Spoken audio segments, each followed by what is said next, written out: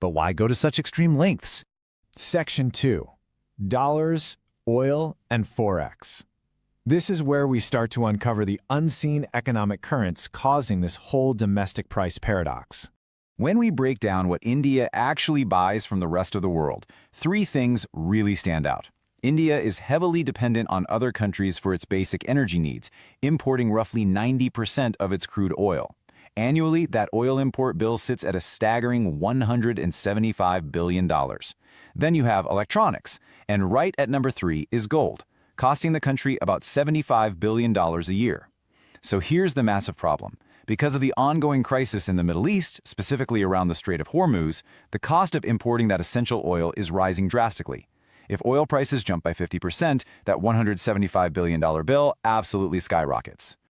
You know, the best way to understand this national dilemma is through a simple household budget analogy.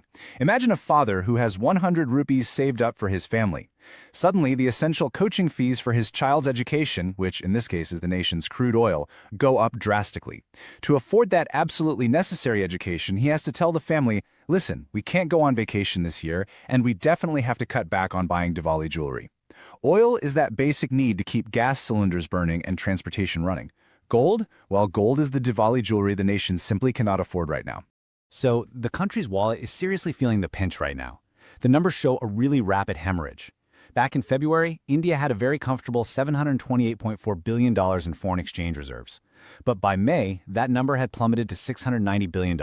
That's nearly $38 billion completely wiped out in just a few months. And for a major economy, foreign exchange is your ultimate safety net. To make sure we have enough dollars left to buy that incredibly expensive, essential oil, the government desperately had to stop the outflow of dollars being spent on non-essential gold. Section 3. Why is gold expensive here? You might still be scratching your head thinking, but I buy gold with rupees. Why on earth does the government care about my rupees? Okay, the crucial missing puzzle piece here is the petrodollar system. You see, the rest of the world doesn't accept Indian rupees for international trade. Whether we're buying oil from the Middle East or gold from global markets, the sellers demand US dollars. This means every single time you use your rupees to buy imported gold, those rupees have to be converted into US dollars first. And since a full 80% of global trade is done in dollars, the US currency maintains incredible supremacy. And this whole dynamic traps India in a pretty vicious economic cycle.